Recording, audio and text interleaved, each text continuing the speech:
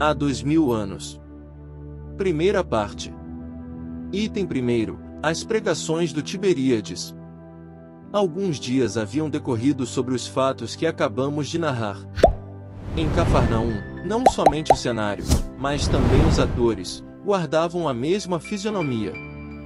Compelido pela atitude irrevogável e enérgica do senador, Sulpício Tarquinius regressara a Jerusalém, obedecendo às ordens de Pilatos que, por sua vez, receberá a notificação de Públio Lentulus, referente à dispensa do lictor. Não devemos esquecer que Públio permanecia na Palestina com poderes amplos, na qualidade de emissário de César e do Senado, e a quem todas as autoridades da província, inclusive o governador, eram obrigados a acatar com especial atenção e máximo respeito. O procurador da Judéia não se esquecera, portanto, de substituir Sulpício, do melhor modo possível, buscando conhecer, com interesse, os motivos do seu afastamento, assunto que o senador solucionou com o mais largo espírito de superioridade, do ponto de vista político. Pilatos coaduvou, com a melhor boa vontade, o serviço de pesquisa, quanto ao paradeiro do pequeno Marcos, movimentando funcionários de sua inteira confiança, e vindo pessoalmente a Cafarnaum, a fim de conhecer na sua intimidade as diligências efetuadas. O senador recebeu-lhe a visita com as mais altas mostras de consideração e aceitou-lhe a cooperação, sinceramente confortado, em vista de os acontecimentos desmentirem, perante o seu foro íntimo, as caluniosas acusações de que era vítima a esposa. Sua vida doméstica, porém, sofrerá as mais profundas alterações. Não sabia mais viver aquelas horas de colóquio feliz com a esposa, da qual o separava um véu de dúvidas amargas e infinitas. Várias vezes tentou, improficuamente, readquirir a antiga confiança e a sua espontaneidade afetiva. Rugas de pesar vincaram-lhe então o semblante, ordinariamente altivo e orgulhoso, esfumando-lhe os traços do semblante, num nevoeiro de preocupações angustiosas. Todos os seus íntimos, inclusive a esposa, atribuíam ao desaparecimento do filhinho tão singular metamorfose. Nas horas habituais das refeições, notava-se-lhe o esforço para desanuviar a fisionomia. Dirigia-se, então, à mulher ou respondia às suas perguntas carinhosas com monossílabos apressados, acentuando as palavras com laconismo incompreensível. Sofrendo amargamente com aquela situação, Lívia apresentava-se cada vez mais abatida, tentando em vão decifrar o motivo de tantas provações e infortúnios. Muitas vezes procurou sondar o espírito de Públio, de modo a levar-lhe um pouco de carinho e consolação, mas ele evitava as expansões afetuosas, com pretextos decisivos.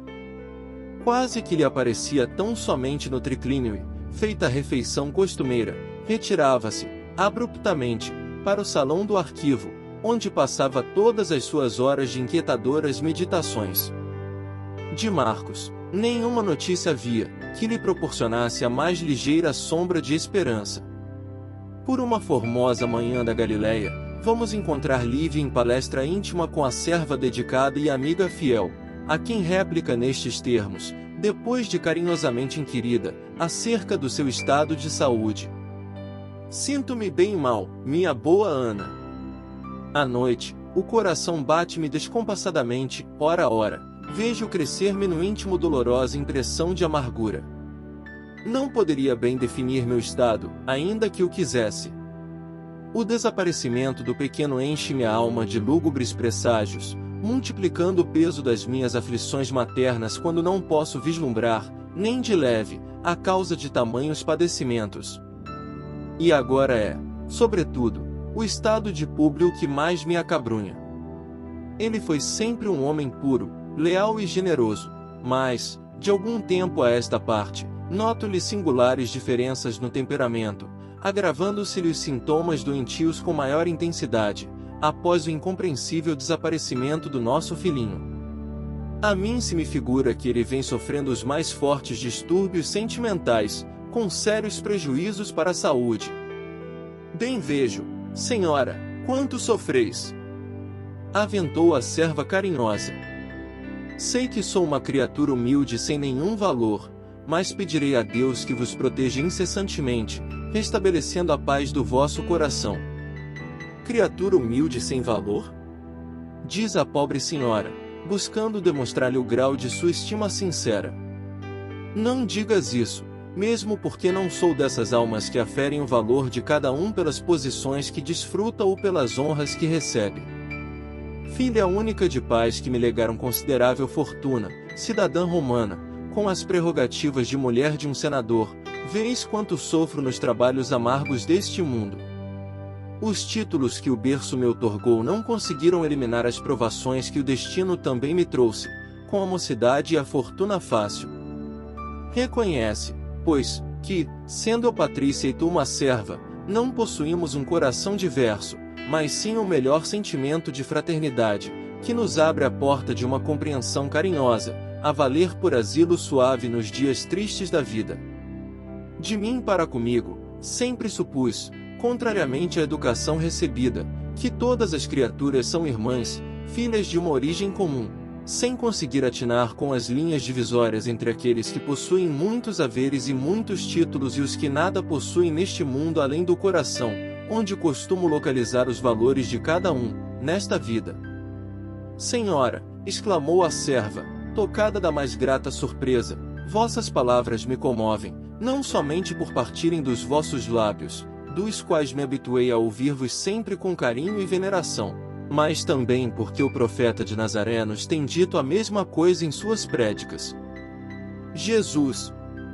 Perguntou Lívia, de olhos brilhantes, como se aquela referência lhe lembrasse uma fonte de consolação, da qual se houvesse momentaneamente esquecido. Sim, minha senhora, e por falar nele, por que não buscardes um pouco de conforto nas suas divinas palavras? Juro-vos que as suas expressões, sábias e amorosas, vos consolariam no meio de todos os pesares, proporcionando-vos sensações de vida nova. Se quisesseis, eu poderia conduzir-vos à casa de Simeão, discretamente, a fim de receberdes o benefício de suas lições carinhosas. Receberíeis, assim, a alegria da sua bênção, sem vos expordes às críticas alheias, nutrindo o vosso coração dos seus luminosos ensinamentos. Lívia pensou intensamente naquele alvitre, que se lhe figurava providência salvadora, respondendo, por fim: os sofrimentos da vida muitas vezes me têm dilacerado o coração, renovando os meus raciocínios acerca dos princípios que me foram ensinados desde o berço, e é por isso que, acolhendo a tua ideia, acho de meu dever procurar a Jesus publicamente, como o fazem outras mulheres destes lugares. Era a minha intenção procurá-lo antes do nosso regresso a Roma, para lhe manifestar meu reconhecimento pela cura de Flávia, fato que me deixou profundamente impressionada, mas que não nos foi possível comentar, em razão da atitude hostil de meu marido. Agora, novamente desamparada, no estuar das minhas dores, recorrerei ao profeta para obter um lenitivo ao coração opresso e torturado. Mulher de um homem que, por força da sua carreira política, ocupa agora o mais alto cargo desta província, irei a Jesus como criatura deserdada da sorte, em busca de amparo e consolação. Senhora, e vosso esposo? Perguntou Ana, antevendo as consequências daquela atitude. Procurarei cientificá-lo da minha resolução, mas, se Públio esquivar-se, ainda uma vez, a minha presença para um entendimento mais íntimo, irei mesmo sem ouvi-lo, com respeito ao assunto. Vestirei os trajes humildes desta região de criaturas simples, irei a Cafarnaum, hospedando-me com os teus parentes, nas horas necessárias, e, no momento das práticas, quero ouvir a palavra do Messias, de coração contrito e alma compadecida pelos infortúnios dos meus semelhantes. Sinto-me profundamente insulada nestes últimos dias e tenho necessidade de conforto espiritual para o meu coração combalido nas provas ásperas. Senhora, Deus abençoe os vossos bons propósitos. Em Cafarnaum, os meus parentes são muito pobres e muito humildes, mas vossa figura está ali no santuário da gratidão de todos, bastando uma palavra vossa para que se ponham à vossa disposição, como escravos. Para mim não existe fortuna que se iguale a essa, da paz e do sentimento. Não procurarei o profeta para solicitar-lhe atenções especiais, porque basta a sua caridade, No caso de minha filha, hoje sadia e forte, graças à sua piedade de justo, mas tão somente para buscar conforto ao meu coração dilacerado. Presinto que, em lhe ouvindo as exortações carinhosas e amigas, alcançarei energias novas para enfrentar as provações mais amargas e rudes. Sei que ele me conhecerá nos trajes pobres da Galileia, todavia, na sua intuição divinatória, compreenderá que, dentro do peito da romana, pulsa um coração amargurado e infeliz. As duas combinaram, então, ir juntas à cidade, na tarde do primeiro sábado. Embalde, procurou Lívia uma oportunidade para solicitar a ambicionada permissão do marido, a favor da sua pretensão. Inúmeras vezes buscou, improficuamente, sondar o espírito de Públio, cuja frieza lhe afugentava a coragem para a necessária consulta. Ela, porém, havia resolvido procurar o mestre, de qualquer maneira. Abandonada numa região em que somente o marido podia compreendê-la integralmente, dentro da sua esfera de educação, e rudemente provada nas fibras mais sensíveis da sua alma feminina, de esposa e mãe, a pobre senhora assim deliberou com pleno assentimento da sua consciência honesta e pura. Talhou uma roupa nova, de conformidade com os usos galileus, de maneira a não se fazer notada na multidão comum nas prédicas do lago, e, cientificando a Comênio da necessidade que tinha de sair naquele dia, a fim de que o marido fosse avisado à hora do jantar, dirigiu-se, na data previamente determinada, pelos caminhos que já conhecemos, em companhia da serva de confiança. Na residência humilde de pescadores, onde se abrigavam os familiares de Ana, Lívia sentiu-se envolvida em radiosas vibrações de serenidade amiga e doce. Era como se o seu coração desalentado encontrasse uma claridade nova naquele ambiente de pobreza, de humildade e ternura. A figura patriarcal do velho Simeão, da Samaria, porém, destacava-se a seus olhos entre todos os que a receberam com as mais elevadas demonstrações de carinhosa bondade. Do seu olhar profundo e das cães veneráveis emanavam as doces irradiações da maravilhosa simplicidade do antigo povo hebreu, e a sua palavra, ungida de fé, sabia tocar os corações nas cordas mais sensíveis, quando narrava as ações prodigiosas do Messias de Nazaré. Lívia, acolhida por todos com simpatia franca, parecia devassar um mundo novo, até então desconhecido, na sua existência. Confortava-lhe, sobremaneira, a expressão de sinceridade e candura, daquela vida simples e humilde, sem atavios nem artifícios sociais, mas também sem preconceitos nem fingimentos perniciosos. À tardinha, confundida com os pobres e os doentes que iam receber as bênçãos do Senhor, vamos encontrá-la de coração aliviado e sereno, esperando o momento ditoso de ouvir do Mestre uma palavra de amor e consolação. O crepúsculo de um dia claro e quente emprestava um reflexo de luz dourada a todas as coisas e a todos os contornos suaves da paisagem. Encrespavam-se as águas mansas de Tiberíades ao sopro carinhoso dos ventos brandos da tarde, que se impregnavam do perfume das flores e das árvores. Brisas frescas eliminavam o calor ambiente, espalhando sensações agradáveis de vida livre, no seio robusto e farto da natureza. Afinal, todos os olhares se dirigiam para um ponto escuro que se desenhava no espelho cristalino das águas, muito ao longe, no horizonte. Era a barca de Simão, que trazia o mestre para as dissertações costumeiras. Um sorriso de ansiedade e de esperança clareou, então, todos aqueles semblantes que o aguardavam, no desconforto de seus sofrimentos. Lívia reparou aquela turba que, por sua vez, também lhe notara estranha presença. Operários humildes, pescadores rudes, mães numerosas em cujos rostos macerados se podiam ler as histórias amargas dos mais incríveis padecimentos, criaturas da plebe anônima e sofredora, mulheres adúlteras, publicanos gozadores da vida, enfermos desesperados e crianças numerosas, que traziam consigo os estigmas do mais doloroso desamparo. Conservava-se Lívia ao lado do velho Simeão, cuja expressão de sua aparência de firmeza e doçura inspirava o mais profundo respeito aos que se lhe aproximavam, e quantos lhe notavam o delicado perfil romano, enfiada na simplicidade do traje galileu, Presumiam na sua figura alguma jovem de Samaria da Judéia, que tivesse vindo igualmente de longe, atraída pela fama do Messias.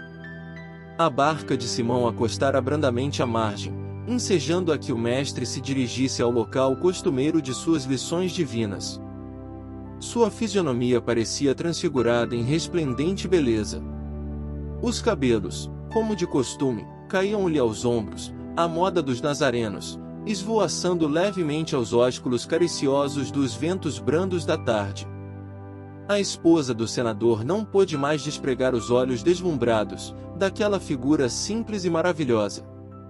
Começara o mestre um sermão de beleza inconfundível e suas palavras pareciam tocar os espíritos mais empedernidos, figurando-se que os ensinamentos ressoavam nas devesas de toda a Galileia, ecoando pelo mundo inteiro, previamente modelados para caminhar no mundo com a própria eternidade. Bem-aventurados os humildes de espírito, porque a eles pertencerá o reino de meu Pai que está nos céus. Bem-aventurados os pacíficos, porque possuirão a terra. Bem-aventurados os sedentos de justiça, porque serão saciados. Bem-aventurados os que sofrem e choram, porque serão consolados nas alegrias eternas do reino de Deus. E a sua palavra enérgica e branda disse da misericórdia do Pai Celestial, dos bens terrestres e celestes, do valor das inquietações e angústias humanas, acrescentando que viera ao mundo não para os mais ricos e mais felizes, mas para consolar os mais pobres e deserdados da sorte. A assembleia heterogênea escutava embevecida nos seus transportes de esperança e gozo espiritual. Uma luz serena e caridosa parecia vir do Hebrom, clarificando a paisagem em tonalidade de opalas e safiras eterizadas. A hora ia adiantada e alguns apóstolos do Senhor resolveram trazer alguns pães aos mais necessitados de alimento. 2 grandes cestos de merenda frugal foram trazidos, mas os ouvintes eram em demasia numerosos. Jesus, porém, abençoou-lhes o conteúdo e, como num suave milagre, a escassa provisão foi partida em pequenos pedaços, que foram religiosamente distribuídos por centenas de pessoas. Lívia recebeu igualmente a sua parte. Ao ingeri-la, sentiu um sabor diferente, como se houvera sorvido um remédio apto a lhe curar todos os males da alma e do corpo, porque uma certa tranquilidade lhe anestesiou o coração flagelado e desiludido. Comovida até as lágrimas, viu que o mestre atendia, caridosamente, a numerosas mulheres, entre as quais muitas, segundo o conhecimento do povo de Cafarnaum, eram de vida dissoluta e criminosa. O velho Simeão quis também aproximar-se do Senhor, naquela hora memorável da sua passagem pelo planeta.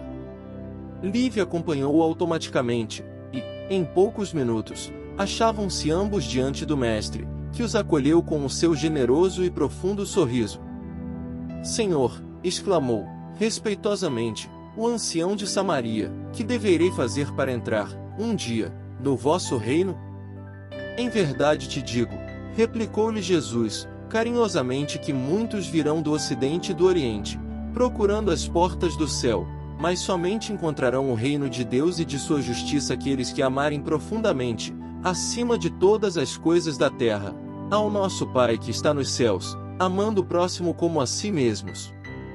E espraiando o olhar compassivo e misericordioso por sobre a assembleia vasta, continuou com doçura. Muitos, também, dos que foram aqui chamados, serão escolhidos para o grande sacrifício que se aproxima. Esses me encontrarão no reino celestial, porque as suas renúncias hão de ser o sal da terra e o sol de um novo dia. Senhor, aventurou o ancião, com os olhos rasos de lágrimas, tudo faria eu por ser um dos vossos escolhidos. Mas Jesus, fitando fixamente o patriarca de Samaria, murmurou com infinita ternura: Simeão, vai em paz e não tenhas pressa, porque, em verdade, aceitarei o teu sacrifício no momento oportuno.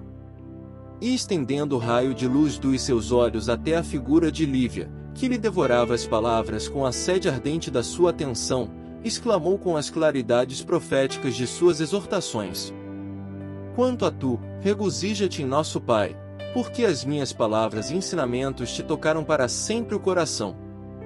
Vai e não descreias, Porque tempo virá em que saberei aceitar as tuas abnegações santificantes. Essas palavras foram ditas numa tal atitude, que a esposa do senador não teve dificuldade em lhes apreender o sentido profundo, para um futuro distante. Aos poucos, dispersou-se a grande assembleia dos pobres, dos enfermos e dos aflitos. Era noite quando Lívia e Ana regressaram à casa solarenga, confortadas pelas graças recebidas das mãos caridosas do Messias. Profunda sensação de alívio e conforto inundava-lhe a alma. Penetrando, porém, nos seus aposentos, Lívia encontrou de frente a figura enérgica do marido, que deixava transparecer na fisionomia carregada os mais intensos sinais de irritação, como acontecia nos momentos de seu mais ríspido mau humor. Ela notou-lhe a exacerbação de ânimo, mas, ao contrário de outras vezes, parecia inteiramente preparada para vencer as mais tremendas lutas do coração, porque, com serenidade imperturbável, o encarou frente a frente, enfrentando-lhe o olhar suspeitoso. Afigurava-se-lhe que a flor de eterna paz espiritual lhe desabrochara no íntimo, ao suave calor das palavras do Cristo, porquanto lhe parecia haver atingido o terreno, até então desconhecido, de serenidade estranha e superior. Depois de fitá-la de alto a baixo com o seu olhar duro e inquiridor, exclamou Públio, mal sopitando a cólera incompreensível: "Então, que é isso? Que poderosas razões levariam a senhora a ausentar-se de casa em horas tão impróprias para as mães de família?" Públio respondeu com humildade, estranhando aquele tratamento cerimonioso: "Por mais que buscasse comunicar-te minha resolução de sair na tarde de hoje, fugiste sempre de minha presença, esquivando-te a minha consulta, e eu necessitava procurar o Messias de Nazaré, de modo a acalmar meu coração desventurado." "E precisavas de disfarce para encontrar o profeta do povo?" atalhou o senador, com ironia. "É a primeira vez que noto uma patrícia usando tais artifícios para consolar o coração. Vai a tanto, assim, o seu menosprezo pelas nossas mais sagradas tradições familiares? Supus não me ficasse bem fazer-me notada na multidão das pessoas pobres e infelizes que procuram a Jesus nas margens do lago, e, identificando-me com os sofredores, não presumi desacatar nossos costumes familiares, mas, sim, acreditei agir em favor do nosso nome, considerando a circunstância de ocupares, no momento, nesta província, a mais alta expressão política do império. A menos que esteja disfarçando algum outro sentimento, como dissimula a posição social com a indumentária, muito errou procurando o Messias nesses trajes, porque, afinal, estou investido de poderes para requisitar a presença de qualquer pessoa da região em minha casa." "Mas Jesus", revidou Lívia, corajosamente, "deve estar para nós muito acima dos poderes humanos, que sabemos tão precários, por vezes. Acho que a cura da nossa filhinha, diante da qual todos os nossos recursos foram impotentes, é o bastante para fazê-lo credor da nossa gratidão imperecível." Ignorava que a sua organização mental fosse tão frágil frente aos sucessos do Mestre de Nazaré, aqui em Cafarnaum, continuou o senador, asperamente. "A cura de nossa filha? Como assegurar uma coisa que a sua argumentação pessoal não pode provar com dados positivos? E ainda que esse homem, revestido de forças divinas para o espírito simples e ignorante dos pescadores galileus, tivesse operado essa cura com a sua intervenção sobrenatural, vindo a este mundo da parte dos deuses, poderíamos chamar-lhe impiedoso e cruel, sarando uma menina enferma de tantos anos e permitindo que os gênios do mal e da perversidade nos arrebatassem o filhinho sadio e carinhoso, em cuja fronte colocava a minha ternura de pai todo um futuro brilhante e promissor." "Cala-te, Públio!" revidou ela, tomada de uma força superior que lhe conservava toda a serenidade do coração. "Recorda-te que os deuses podem humilhar-nos, com dureza, a vaidade e o orgulho absurdos.